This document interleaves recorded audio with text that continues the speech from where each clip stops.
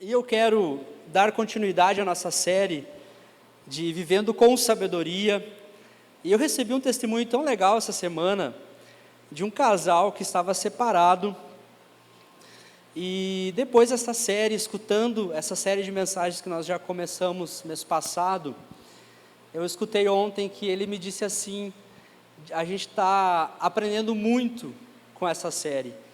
E essa série, todas essas mensagens que nós ouvimos, nos fez repensar de que o nosso casamento, que o nosso relacionamento, são detalhes que nós precisamos ajustar. A gente se ama, a gente quer ficar junto, mas são detalhes. E nessa série, ouvindo essa série, que a gente falou sobre sabedoria para os relacionamentos, semana passada a pastora Graça falou sobre sabedoria para a gestão das emoções, Então, assim, quem está ouvindo, quem está praticando o que está sendo ensinado aqui, está vendo resultados na vida, Então, ali são relacionamentos que foram interrompidos por falta de maturidade, por falta de uma boa gestão da emoção, por falta de não saber lidar, se relacionar. Então, essa série tem acrescentado muito. Eu queria dar esse testemunho para vocês. Depois, quem sabe, eu chamo eles aqui numa outra oportunidade também para testemunhar sobre isso.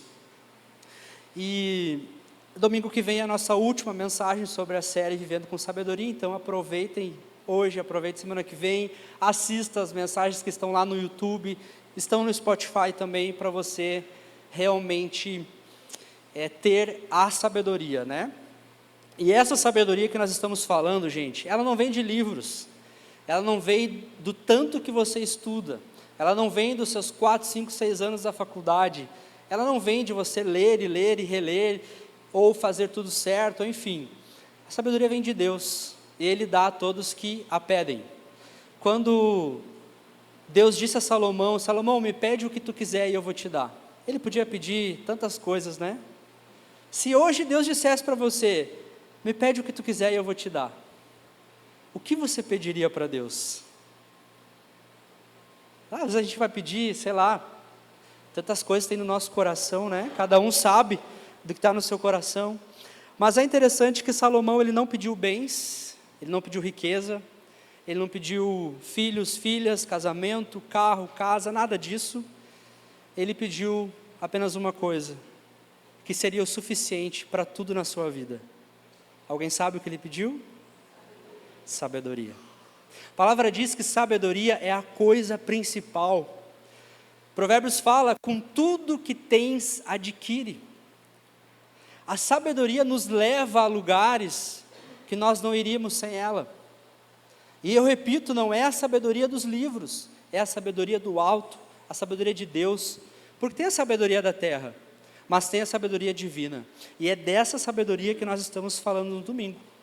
E hoje eu quero falar com você sobre a sabedoria para tomar as decisões certas. A gente toma muitas decisões durante o nosso dia, durante a nossa vida, sim ou não? Sim. Algumas escolhas a gente toma e se arrepende, sim ou não? Algumas escolhas a gente acerta e fica feliz por ter acertado, mas a gente faz escolhas o tempo todo. E se nós pudermos usar desse recurso que a sabedoria nos dá para tomar as decisões certas, nós teremos uma vida muito mais equilibrada, uma vida feliz, uma vida de acordo com a vontade de Deus. Sabe, gente, uma das coisas principais sobre a sabedoria é que ela alinha o nosso coração com o coração de Deus. E quando a gente vive essa vida de acordo com a vontade de Deus, é sucesso, gente. É sucesso. Tem pessoas que descobrem isso já no leito de morte e não tem mais o que fazer.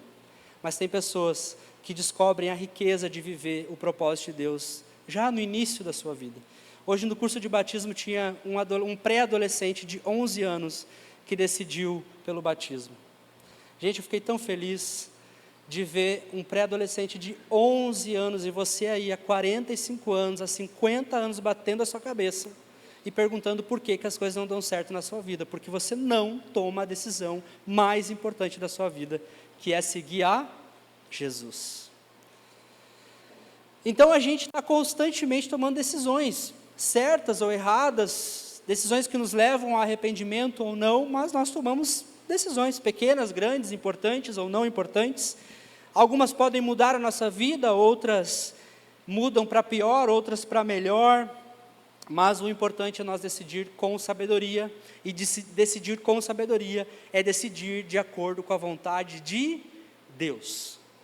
Eu olho para a vida de Jonas, o profeta Jonas, vocês conhecem a história dele.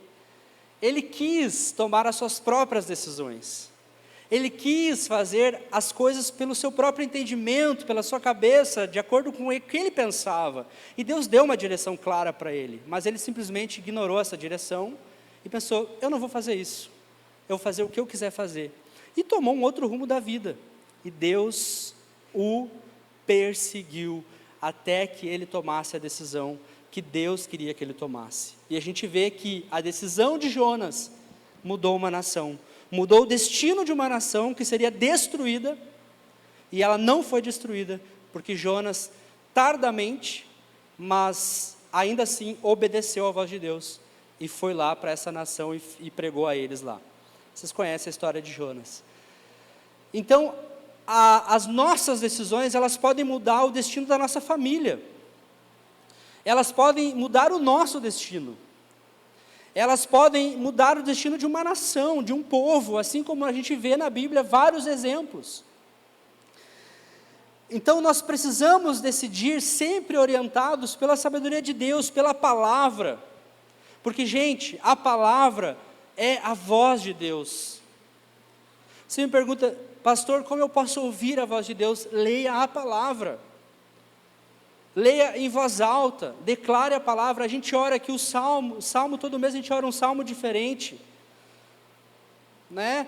Alguns perguntam, eu oro, mas Deus não me responde. Olha esse salmo, responde-me quando clamo a Deus da minha justiça. Na angústia me tens aliviado, tem misericórdia de mim, ouve a minha oração. Você declarar a palavra já é uma oração. Pastor, eu não sei como orar. Ore a palavra, ore o salmo do mês. Mas ore, mas busque, medite, porque assim você estará decidindo, tomando as decisões certas, porque as decisões pela palavra, as decisões guiadas e orientadas pelo Espírito de Deus, são as melhores decisões para a nossa vida, amém? E hoje eu quero falar sobre 5 princípios centrais da sabedoria bíblica, que serão ilustrados por 5 histórias, que nos vão revelar como homens e como mulheres tomaram decisões que mudaram nações, famílias e o seu próprio destino.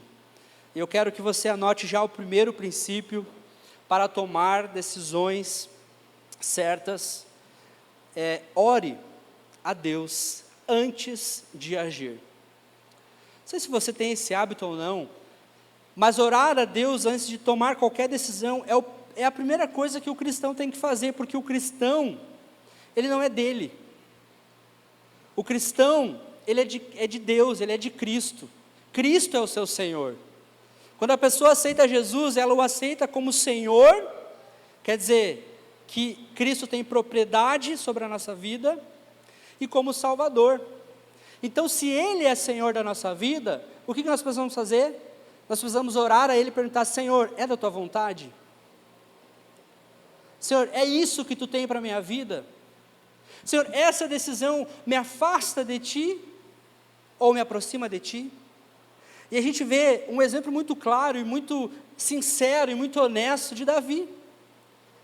Davi, por isso que ele é considerado, eu creio, um homem segundo o coração de Deus, porque Davi, ele não toma nenhuma decisão, sem consultar a Deus antes. O exército está batendo na porta, e Davi ora a Deus, Senhor, o que eu faço? Que decisão eu tomo? 2 Samuel 5,19, o que eu vou fazer, Senhor? O exército está aqui, o que o Senhor me diz? Davi perguntou ao Senhor. Você tem perguntado a Deus? Você tem falado com Deus? Ou você tem sofrido calado? Talvez você está vivendo um momento da sua vida que você não aguenta mais, mas quantas vezes você falou sobre isso com Deus? Talvez você está num casamento extremamente cansativo, mas quantas vezes você falou sobre isso com Deus? Às vezes o exército está na sua porta, as batalhas estão batendo, mas quantas vezes você falou isso, você perguntou a Deus: Senhor, eu devo atacar?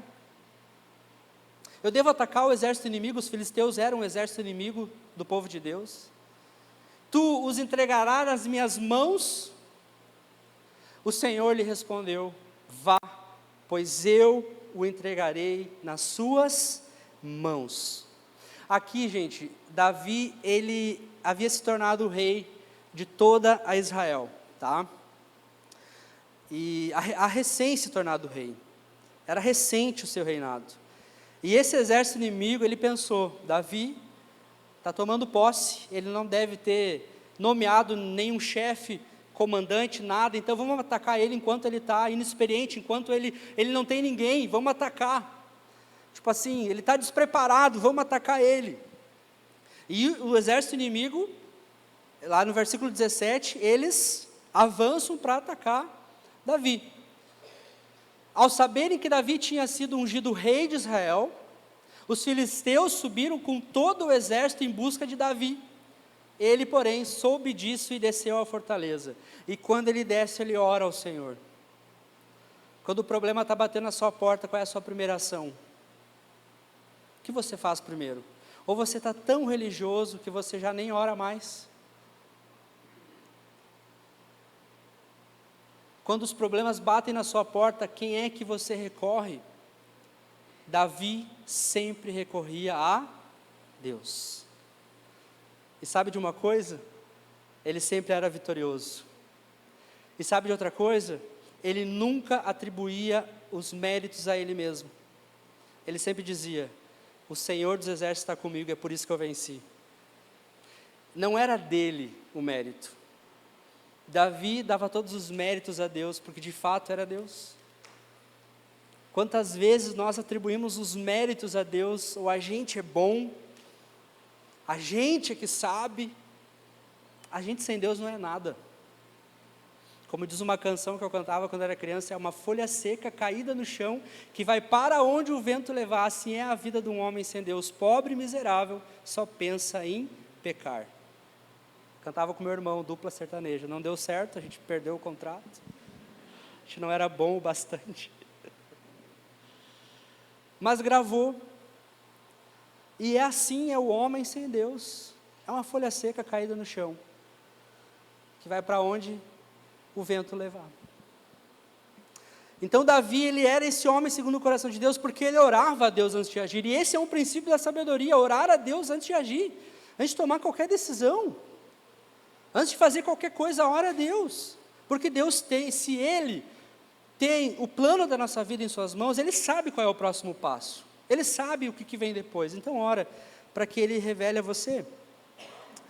Então Davi, ele tinha muita experiência em batalha, gente. Davi, desde que soube que foi, desde que ele foi ungido rei, demorou ainda um tempo para ele ocupar o trono, mas ele ainda era pastor de ovelhas, quando o profeta Samuel vai à casa de Jessé para ungir Davi. Desde esse momento, Davi enfrenta perseguições e lutas. Então ele era experiente em batalhas, mas sempre, mesmo com toda a sua experiência, ele consultava a Deus antes de agir, antes de reagir, antes de fazer qualquer coisa, ele consultava ao Senhor. Então esse é um princípio que eu quero deixar para você: ore antes de agir, porque sabedoria não é experiência, sabedoria é dependência, você precisa depender de Deus, amém? Dependa de Deus para tomar as decisões que você precisa tomar. Não siga a pressão, não faça porque todo mundo está fazendo, não siga a sua emoção, não siga a lógica, mas é lógico que é assim, não, porque depois, se a gente continuar lendo, o exército ataca novamente, e Davi poderia ficar com a primeira resposta de Deus: não vai, porque eu vou te dar eles, eu vou entregar ele nas suas mãos. Segue para nós o 20. Então Davi foi, derrotou, e ele disse: como as águas causam destruição, assim pelas minhas mãos o Senhor destruiu os meus inimigos diante de mim. Por isso aquele lugar passou a se chamado Baal Perazim. Como os filisteus haviam abandonado os seus ídolos ali, Davi e seus soldados os apanharam. Mais uma vez, olha aqui, de novo, os exércitos inimigos, os filisteus, marcharam e se espalharam pelo vale de Refaim. Então Davi, o que ele faz? O que ele faz? Ele consulta a Deus, poxa, mas Deus acabou de me dar uma direção. E ele vai e ora a Deus de novo. Davi consultou o Senhor novamente. E que Deus não deu a mesma direção para ele. Deus deu outra direção. Não ataque pela frente. Deus foi específico. E Deus é específico. Aqueles que oram e buscam de Deus, eles têm a direção específica para a sua vida. Mas dê a volta por trás deles e ataque-os em frente das amoreiras.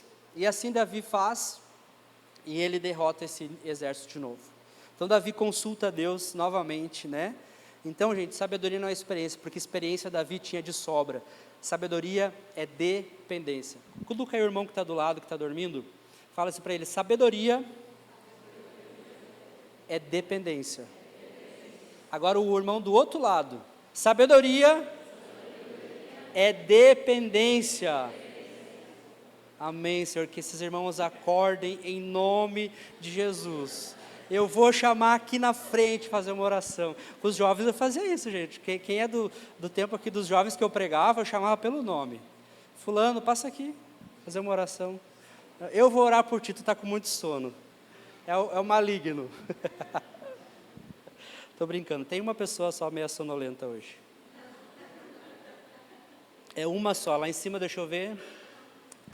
Tá dando para ouvir bem o som aí, pessoal? Essa caixa joga som aí para vocês não dormir, porque os técnicos disseram que até a minha voz chegar aí, dá sono, que é um pouquinho longe, daí eles têm essa caixa ali para jogar som mais rápido para vocês não dormir. Então, deixa eu ver, o pessoal lá está acordado, coisa boa. É aqui embaixo, mas aqui embaixo tem uma caixa ali também, Senhor. Eu não sei o que é realmente.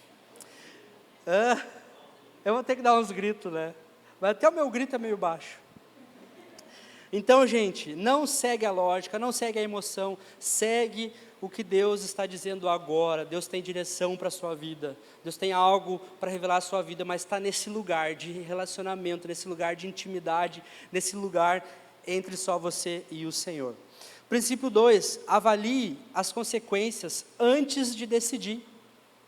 Senta, calcula, vê se tu pode, vê se não vai ficar pesado demais, vê se você não pegou coisa demais para você. É melhor você fazer assim do que no meio do caminho você largar tudo e desistir. Ou como o pastor Ronaldo falou sobre comprar algo, quando a pessoa compra algo sem calcular se pode pagar, na terceira parcela já está arrependida de um jeito que ela quer devolver, mas não tem. Aquela emoção de comprar um carro novo, eu acho que todo mundo já passou por isso. Aquela emoção de comprar um carro novo, mas a parcela ficou 10 vezes a mais que a pessoa podia pagar. Não, aquela emoção é tanto que a pessoa compra. Aí no primeiro mês passou a emoção do carro novo, mas a emoção da parcela continua ali. E é uma emoção complicada, né, pastor? É difícil. Calcula antes de fazer qualquer coisa. Olha o que Jesus diz em Lucas 14, 28. Qual de vós, querendo edificar uma torre, não se assenta primeiro para calcular os gastos?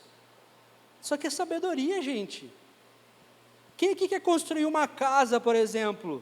É sábio tu sentar e ver se tu tem como começar, continuar e terminar. Porque às vezes... o meu tio começou uma casa lá no interior, e está até hoje a casa, tem só o fundamento da casa, a planta da casa ali está pronta, né? Tem que erguer as paredes. Por quê? Porque ele começou, mas não conseguiu concluir, e nunca mais, inclusive ele já morreu, e não concluiu, né? E aquilo lá ficou só para nós brincar, que a gente ia para lá e ficava correndo em cima dos muros. Uma vez o meu irmão caiu, quase morreu. Verdade. Então ele não conseguiu, por quê? Porque começou, possivelmente não calculou se dava para terminar, ficou lá, está até hoje, só a planta lá, né?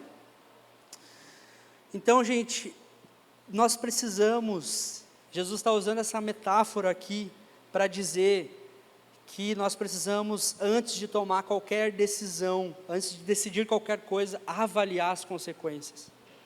Ver se você, ao construir essa torre, você calcula e vê se você consegue terminar. Então Jesus está dizendo assim, construir uma torre é uma decisão importante. E se é uma decisão importante, planeja, né? Porque Jesus está falando aqui, se a gente voltar, ele está falando aqui para uma multidão de pessoas que seguiam ele, que queriam Jesus para milagre, que queriam Jesus para os seus benefícios, que queriam Jesus pelas facilidades que Jesus podia dar. Essas pessoas queriam Jesus para isso. Mas muitas dessas pessoas não entendiam que seguir a Jesus não é só bônus, tem o ônus também. Porque seguir a Jesus implica renúncia. Hoje no batismo também uma pessoa me perguntou, quais as renúncias que eu tenho que fazer? E eu disse para ela, pessoas, ambientes, lugares, hábitos, que você vai ter que deixar, mesmo que aquilo te trazia prazer, renúncia. Quem não tomar a sua cruz não é digno de Cristo. Aquele que quiser vir após mim, negue-se a si mesmo, tome a sua cruz e siga-me. Qual é a renúncia? Aquele que não carrega a sua cruz, não me segue, não pode ser meu discípulo. Então, seguir a Jesus não é só bônus, não é só as facilidades, os milagres, não, também é renúncia, exige compromisso, gente, exige compromisso. E é isso que Jesus está dizendo aqui, não é algo impulsivo, é algo que exige renúncia, exige compromisso. E aí Jesus aqui nessa parábola, ele usa 2 exemplos, o homem que quer construir a torre, senta, calcula e vê se você pode começar e terminar, e um rei que pensa se deve ir ou não para a guerra, né? Acho que, vê se é para frente, Vanessa, ou para trás que está essa do rei.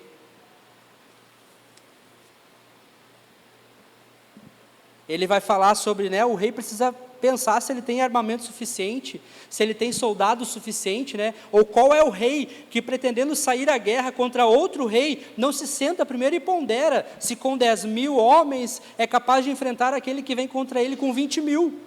Então, é isso que Jesus está querendo dizer, né, antes de decidir, pense nas consequências, tá bom? Antes de tomar qualquer decisão, pensa nas consequências, porque isso é sabedoria. Jesus está ensinando que decisões sérias precisam ser avaliadas, que não se pode tomar uma decisão importante no impulso.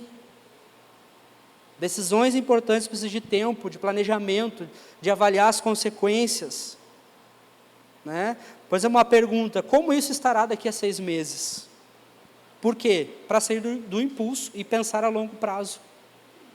Tu sai do imediatismo. Por exemplo, vai comprar um carro, eu consigo sustentar essas parcelas do carro 6 meses, 1 ano, 2 anos, 3 anos, 5 anos, que é o financiamento. Então você planeja. Isso me aproxima ou afasta do meu chamado? Por quê? Para não perder o propósito. Porque tem coisas que nós decidimos que nos tiram do propósito. Outra pergunta, isso honra a Deus? Por quê? Para decidir com valores e não com emoções. Porque a gente está usando a emoção para decidir, mas aquilo nos afasta de Deus, aquilo desonra a Deus. Isso gera frutos bons ou ruins? Por quê? Para evitar arrependimento. Se eu perguntar para você, você quer se arrepender depois de tomar uma decisão? Não. Mas muitas pessoas se arrependem. Por quê? Porque não pensaram, porque não calcularam, porque não planejaram. Amém? Está dando para entender, gente? Perguntei para quem está do lado, está entendendo? Quem está cochilando, eu acho que não está entendendo. Estou olhando uns irmãos aqui, que benção que estão aí. Coisa boa. Com a luz ligada dá para enxergar bem. Então, gente, vamos para um exemplo simples, né? Vamos imaginar alguém aqui que decide casar, mudar de emprego, abrir um negócio, entrar em um relacionamento, é muito importante. se endividar para comprar algo, né? Se decidir no impulso, sem pensar no custo, o resultado pode ser arrependimento, frustração e consequências. As suas decisões sempre vão te dar consequências, boas ou ruins.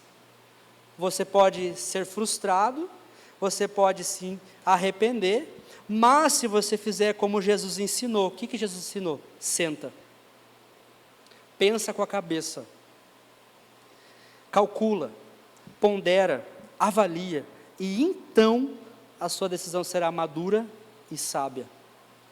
Amém, gente? Não dá para decidir as coisas na emoção, no impulso, porque você sabe que você vai se arrepender depois. E muita gente já faz, eu sei que eu vou me arrepender disso, e mesmo assim faz, é ou não é? Eu sei que eu vou me arrepender de fazer isso, e vai lá e faz igual, e depois se arrepende, e tem que voltar, né? Então, não viva por impulso, pense aonde as suas escolhas vão te levar. O princípio 3 é: ouça conselhos, mas decida guiado por Deus. Ouça conselhos, mas a palavra final vem de Deus. Você pode ouvir muitos conselhos, mas a palavra final vem de Deus. E o exemplo é Moisés, lá em Êxodo 18, 13 e 24. É muito interessante essa história, gente, porque o povo aqui está no deserto, recém eles tinham sido libertados do Egito, e Moisés era um cara que resolvia tudo, todos os problemas caíam em Moisés e ele tinha que resolver. E Jetro, que era o seu sogro, ele viu essa situação, ele viu que Moisés estava sobrecarregado, cansado, era muita gente perguntando coisas mínimas, coisas que outras pessoas poderiam responder, eles estavam indo em Moisés para perguntar. E aí Jetro, ele dá esse conselho para Moisés: Moisés, se tu continuar assim, né, se você fizer assim, volta ao versículo 22, 21, aonde ele dá o conselho.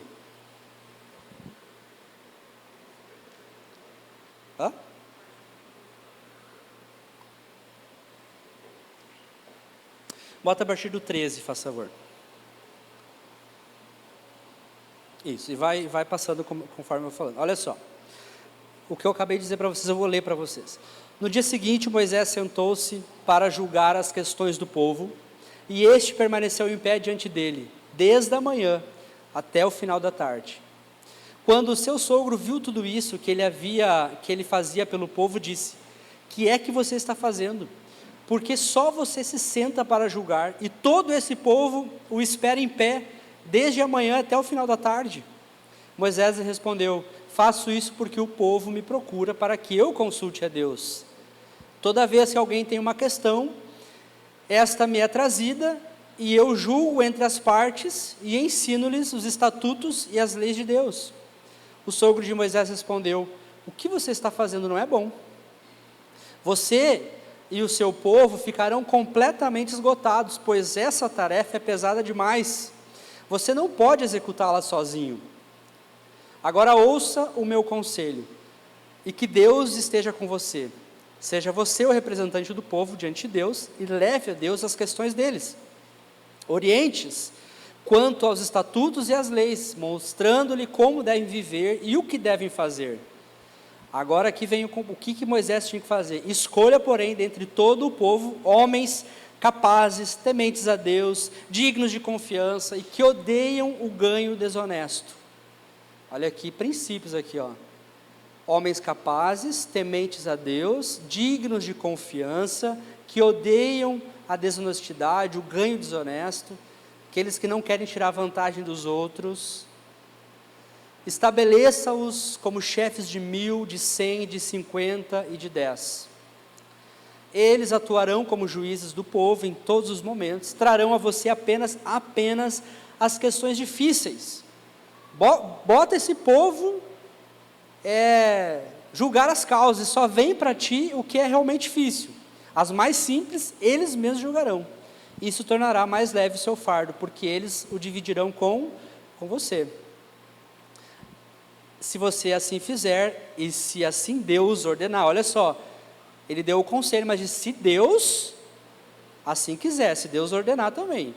Você será capaz de suportar as dificuldades e todo esse povo irá para casa satisfeito. Né? E o 24, Moisés aceitou o conselho do sogro e fez tudo como ele tinha sugerido. Esse é um sogro abençoado, amém? Que sogro abençoado, veio e trouxe solução, não causou problema. As sogras podiam ser assim também, mas né? Veio o sogro, não veio a sogra. A minha sogra me assiste às vezes online. Sogra, não é de ti que eu estou falando, que tu é uma bênção na minha vida, maravilhosa, uma mãe para mim. Isso é verdade, gente. Vou contar rapidinho para vocês. A minha mãe estava no hospital, a mãe já estava... Ela estava muito mal, a mãe teve uma doença, esclerose múltipla progressiva. Foram 5 anos lutando contra essa doença. E aí, isso foi em março eu conheci a Dani, que é minha esposa até hoje, há 13 anos. Conheci a Dani em março, conheci a família da Dani, já conhecia a família dela, da igreja. E em julho a mãe faleceu. E quando eu conheci a Dani e a família dela, Deus me disse: eu estou te dando uma nova família. Eu estou te dando uma nova mãe, né, uma nova família. Deus foi tão bom, porque olha só, em março a gente começou a namorar, e em julho a mãe morreu. E aí a minha sogra disse isso para mim, bem como Deus me disse, a minha sogra disse a mim, ela disse: olha, eu sou muito mais que uma sogra para ti, eu quero que tu me considere a tua mãe. E de fato ela é, gente. Está aí um ser humano excepcional, maravilhosa, assim, meu Deus. Ela é de Deus mesmo, né? Então muita gente fala mal da sogra, eu não tenho nada de mal para falar da minha sogra, só coisa boa. Se você não tem uma sogra tão abençoada, você está orando pouco. Eu orei para ter essa sogra, tá? Eu orei para ter uma sogra como essa. Brincadeira.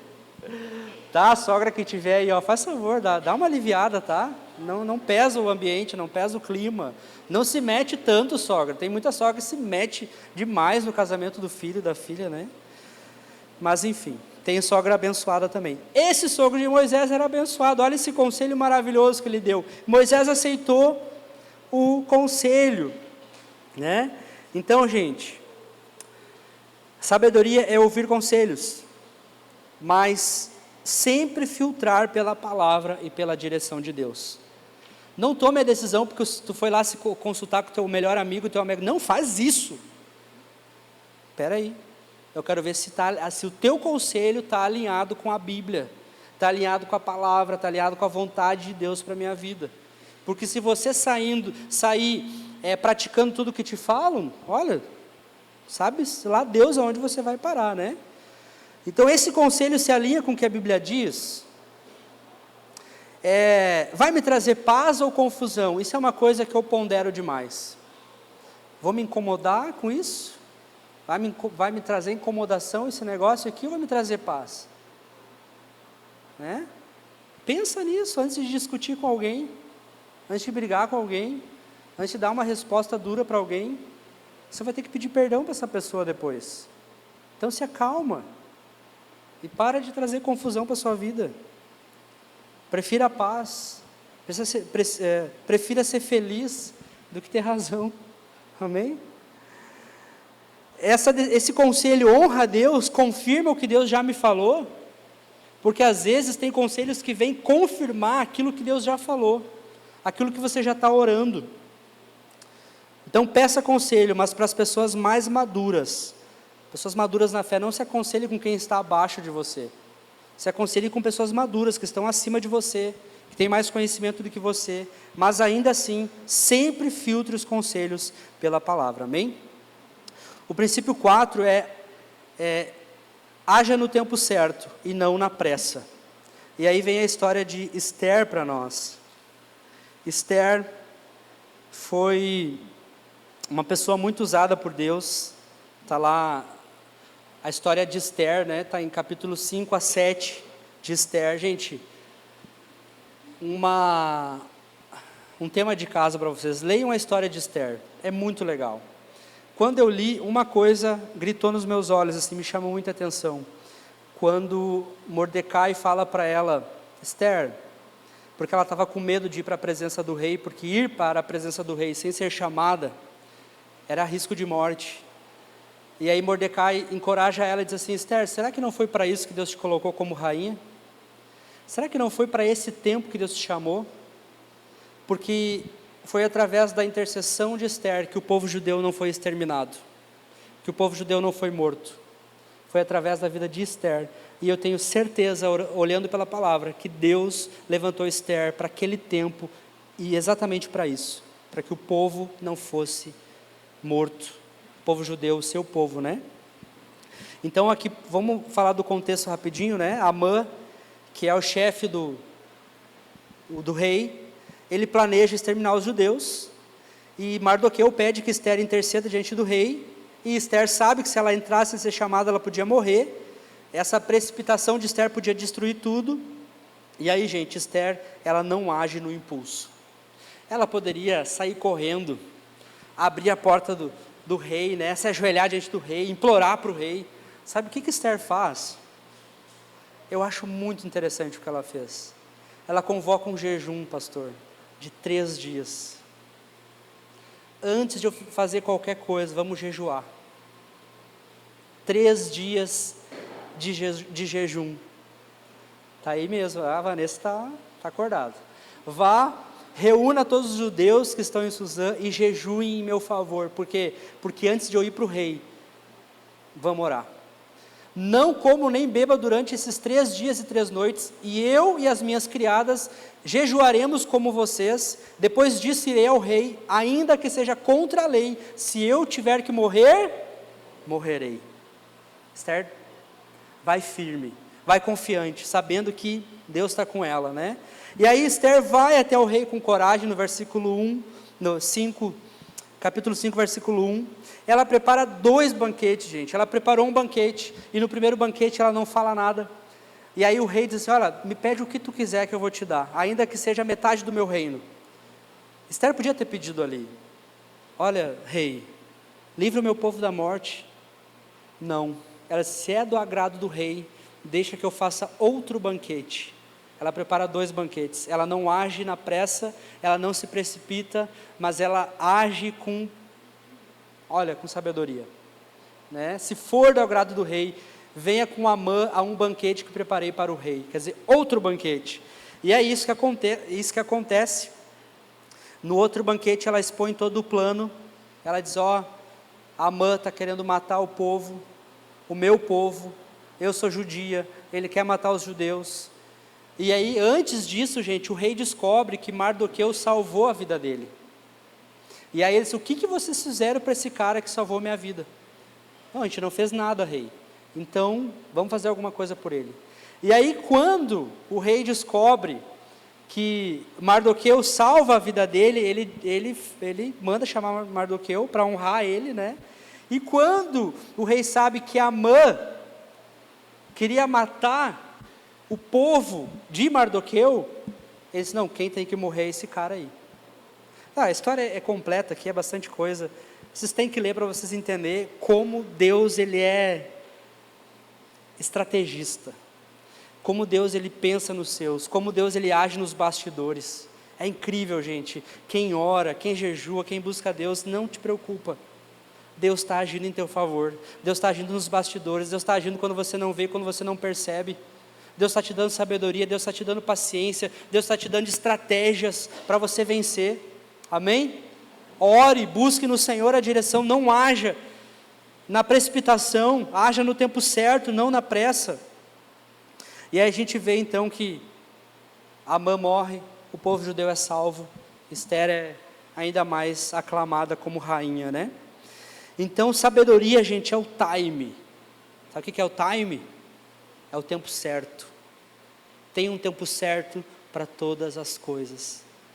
E a gente vê que aqueles que apressam as coisas, às vezes quer abrir um negócio, mas o negócio não está bem estruturado, não está bem planejado, não tem dinheiro suficiente.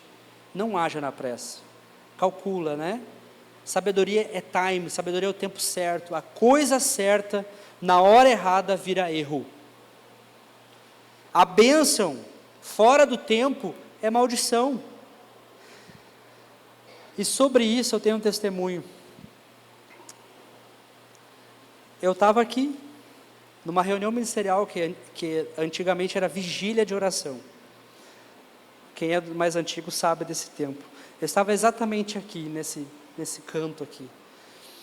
E eu ia ministrar o louvor naquele dia. E aí eu comecei a orar a Deus, questionando a Deus sobre algumas coisas, né? Deus, quando vai ser?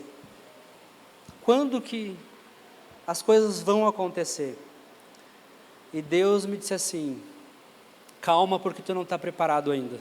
Eu estou te preparando para receber a bênção que eu tenho para ti. Porque a bênção fora do tempo, ela é maldição. Se eu te dar isso que tu está me pedindo agora, é maldição na tua vida. Tu não está maduro, tu não está pronto para receber isso. Espera. Bem assim Deus me falou, aqui, nesse altar. E hoje, enquanto eu estava conversando com a Dani sobre essa palavra, e revendo e pregando para ela, né? Ela me lembrou desse testemunho que eu não lembrava mais. Porque hoje, gente, a gente vive a melhor fase da nossa vida. O melhor tempo, mas naquela noite que eu estava aqui, eu não vivia a melhor fase da minha vida. Eu vivia um tempo difícil da minha vida, e eu estava aqui.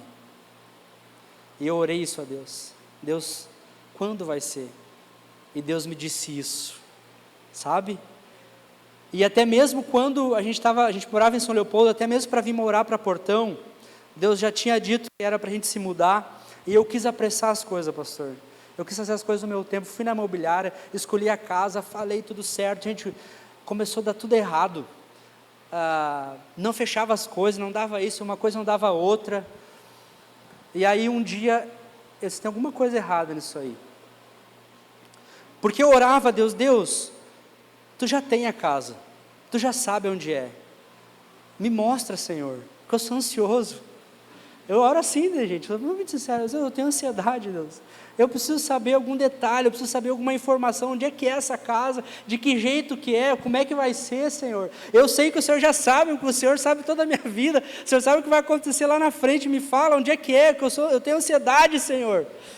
E aí, Deus me deu uma imagem na cabeça, uma imagem. Eu fiquei com aquela imagem na cabeça. E Ele disse, tu vai saber quando for. E aí um dia chegando numa casa de uns irmãos que vêm aqui na igreja, eles moravam nessa casa, e daí eu lembrei da imagem, quando eu cheguei no lugar, a imagem, nitidamente, é aqui. Deus disse, é aqui.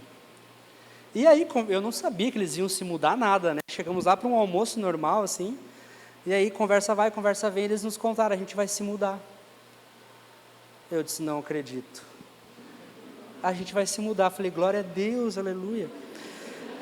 Amém, Senhor, obrigado. E eu lembro que eu pensei assim, meu Deus, eu moraria aqui tranquilamente. Eu disse para Deus, eu moraria aqui tranquilamente, facilmente moraria aqui.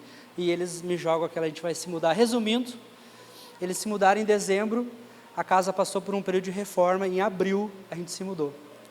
A gente se mudou no sábado e a Dani ganhou o Ravi na quarta-feira. Uma mudança assim, do nada, né? Mas no tempo certo. Daí naquela casa que a gente ia alugar, que estava dando tudo errado, eu cheguei um dia em casa e orei. A Dani ficou na mãe dela, eu fui para casa, entrei no meu quarto, fechei a porta, dobrei meu joelho e disse, Deus, Senhor, o Senhor já tem a casa. Se não for essa casa para a gente morar, me fala, Deus, me fala. Está tudo certo, eu espero, isso era final de outubro. Eu espero, o Senhor sabe. Mas estou inquieto com isso, Senhor, tem alguma coisa, me mostra o que é. Isso foi na terça de noite. Na quarta de manhã eu chego a trabalhar aqui na igreja, recebo uma ligação da mulher da imobiliária, ela diz, Anderson, eu tinha te prometido que tu ia se mudar na sexta, mas eu não vou conseguir cumprir essa promessa. Por quê? A dona do imóvel é uma senhorinha, ela quer ler todo o contrato, e ela só vai ler o contrato no final de semana. E se tiver qualquer vírgula que ela não esteja de acordo, a gente vai ter que refazer o contrato. Então, se tu tem pressa, eu vou te mostrar um apartamento assim, assado. Eu falei, não, eu não sei se tu acredita ou não, mas essa ligação é uma resposta de Deus para mim. Muito obrigado pela tua atenção. Tchau, até mais. Esse Deus já entendi. Não é essa casa, não é agora, não é o lugar. Né? Se passou um tempo, Deus foi confirmando, aí essa história que eu contei para vocês. E a gente morou depois nessa casa 1 ano, e agora a gente está em outra casa ainda mais abençoada, melhor ainda. Então, gente, sabe, Deus tem o tempo certo para todas as coisas.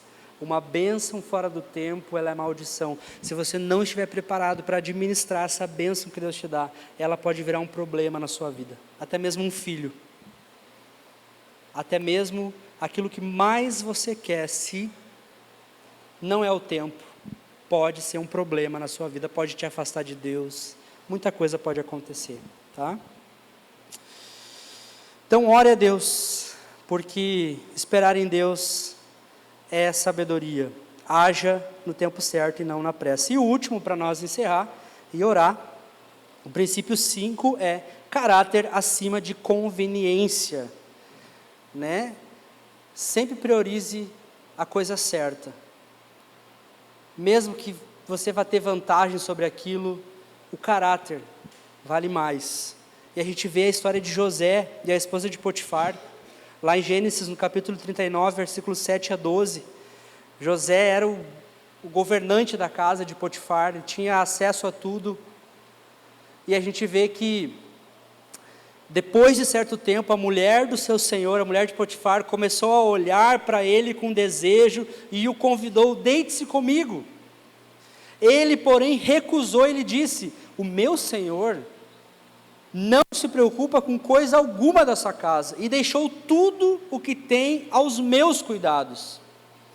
Não há ninguém nesta casa maior do que eu. Ele nada me negou, a não ser a senhora. A senhora é a mulher dele.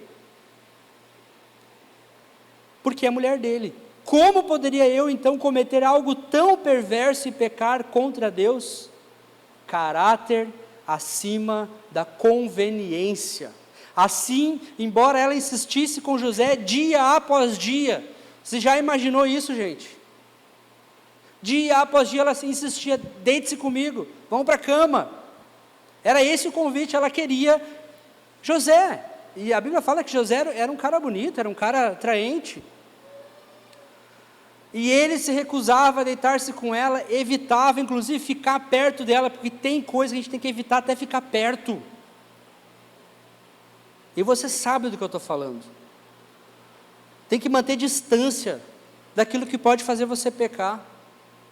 Aquilo que pode ser conveniente, mas é uma... 11. Certo dia, ele entrou na casa para fazer as suas tarefas, como comum, nenhum dos seus empregados se encontrava. Ela o agarrou pelo manto, dizendo, deite-se comigo. Ele, porém, fugiu da casa, deixando o manto na mão dela. E aí ela faz toda uma trama, né? Acusa ele de ter feito o que ele não fez, enfim. Então, claramente aqui, gente, José ele poderia ter vantagem. Ele poderia ganhar posição, né? Eles poderiam ter um romance escondido quanto tempo eles quisessem, porque ela queria muito. Ela só ia obedecer a ele. Ele só ia obedecer a ela. Ele poderia ter vantagens disso, mas ele escolheu caráter e não conveniência. Ele foge, ele perde a capa, mas ele guarda a integridade. A integridade, a sua integridade vale mais, o seu caráter vale mais do que qualquer conveniência. Então, sabedoria é preferir perder algo do mundo do que perder a sua comunhão com Deus. José sabia que a sua comunhão com Deus seria perdida se ele fizesse o que era mal diante de Deus e diante do seu senhor Potifar. Mas ele preferiu perder a conveniência, perder o que daria vantagem, mas manter a sua comunhão com Deus. O que hoje faz você perder a sua comunhão com Deus? Tanta coisa hoje nos tira do propósito. O que você tem escolhido? A sua comunhão com Deus ou os prazeres da vida? Oportunidades que exigem pecar não são oportunidades, são armadilhas. Oportunidades que exigem pecar não são oportunidades, são armadilhas. E vou dizer uma coisa para vocês: a vida, ela não dá, ela devolve. Quem escutou o apóstolo sabe dessa frase de cor. A vida não dá, ela devolve. Você vai colher disso. Tudo que você plantar, você vai colher. Antes de tomar uma decisão, pense nisso. O que você plantar, você vai colher. Se a sua vida hoje está uma M, você pode estar colhendo coisas que você decidiu plantar no passado. Mas sabe o legal? Você pode mudar a sua semente hoje. Amém? E colher aquilo que você quer colher. Então Deus, Ele promove quem prefere obedecer. Caráter abre portas que conveniência jamais abrirá. Vamos ficar de pé?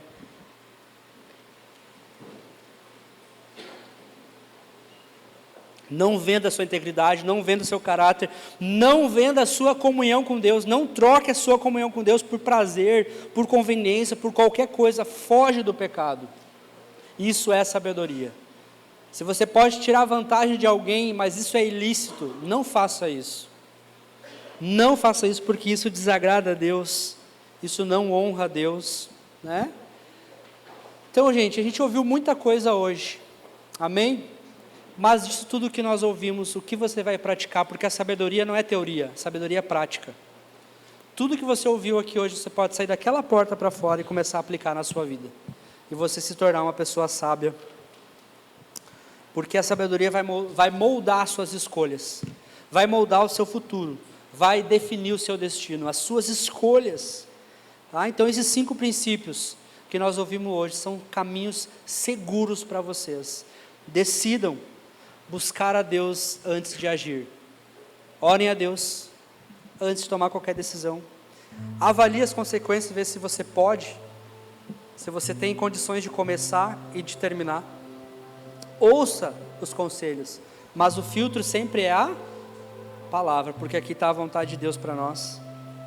Haja no tempo certo. Uma bênção fora do tempo é maldição. Eu dei meu testemunho para vocês. Escolha caráter acima de qualquer vantagem, acima de qualquer conveniência. Caráter, gente. Caráter. Seja uma pessoa honesta, seja uma pessoa do bem, seja uma pessoa que fala a verdade, seja uma pessoa que paga as contas. Seja essa pessoa. Amém?